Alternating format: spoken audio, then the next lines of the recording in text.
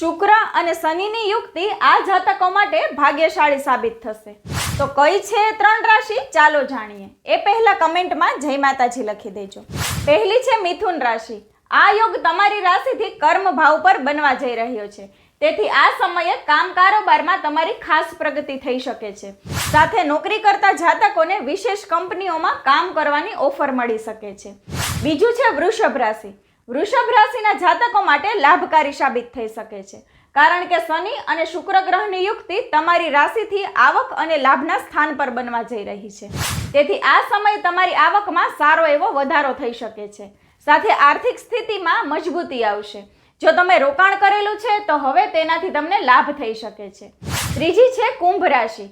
કુંભ રાશિના લોકો માટે ધનાઢ્ય યોગનું બનવું શુભ સાબિત થઈ શકે છે, કારણ કે આ યુક્તિ તમારી રાશિથી ધન અને વાણીના સ્થાન પર બનવા જઈ રહી છે. તેથી નાણાકીય ક્ષેત્રમાં પ્રગતિ થતી જણાશે. જય માતાજી.